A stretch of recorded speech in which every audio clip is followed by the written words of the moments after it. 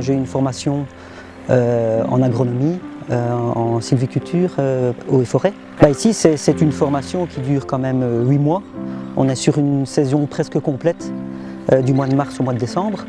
Et oui, il y a une partie théorique qui est quand même assez poussée.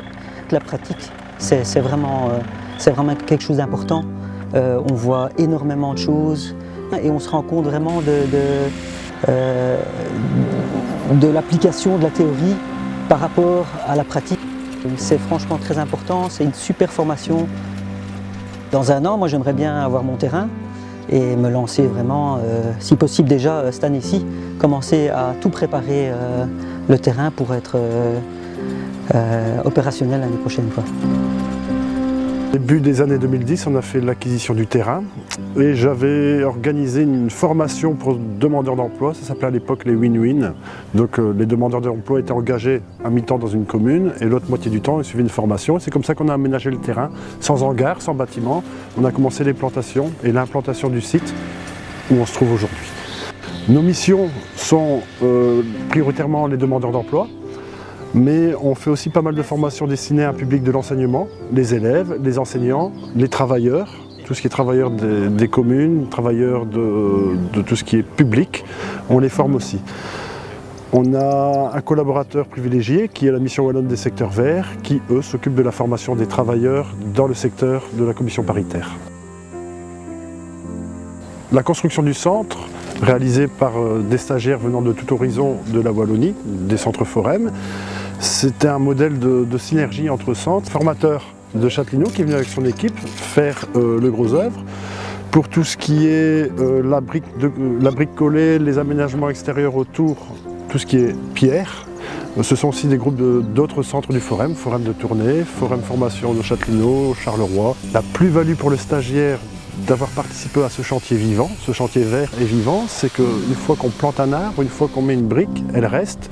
10 ans après, il peut repasser et voir son travail. En ce moment, nous mettons en place des tables rondes avec différents acteurs sur la Wallonie et sur la Belgique pour pouvoir discuter comment au mieux améliorer nos formations ou appréhender cette demande nouvelle en formation par rapport aux toitures végétalisées pour les villes.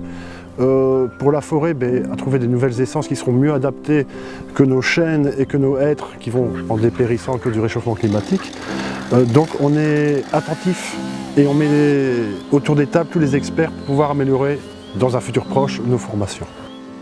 L'ensemble de mon parcours est essentiellement du travail dans le secteur Horeca. Ça fait plusieurs années que je désirais un peu changer de secteur, faire une reconversion. Et après différentes réflexions, j'ai pris le chemin du secteur vert. Alors on a deux gros volets. On a une partie parc et jardin dans laquelle on est entré depuis peu, avec une partie au niveau formation et stage en entreprise. Et le second volet était tout ce qui est sylviculture, que nous avons fait essentiellement au début de la formation. Alors ce que j'ai le plus apprécié actuellement dans ma formation, c'est le but d'apprendre énormément de choses, mais il y a la part, la nouvelle connaissance des arbres, la découverte, et puis la mise en pratique qui est quand même assez présente. Et je pense qu'il est important dans un métier comme ça, plus manuel, de mettre en pratique.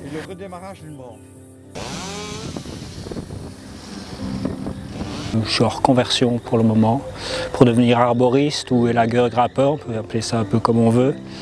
Avant, j'ai été pendant 15 ans biologiste marin, plutôt scientifique, quoi. Cette formation m'a apporté à peu près tout. Je ne connaissais rien ou pas grand-chose en tout ce qui est élagage.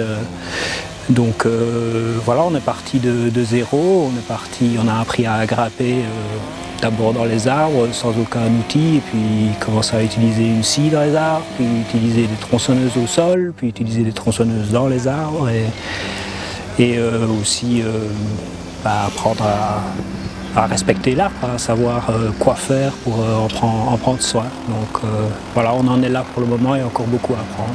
On a eu des super instructeurs, en fait c'est des professionnels qui ont été choisis pour nous former. On alterne entre ça et vraiment partir chez des professionnels, c'est là où je suis pour le moment en fait. On travaille avec eux en tant que stagiaires et donc ils nous font faire des travaux chez des clients et on avance, on progresse comme ça.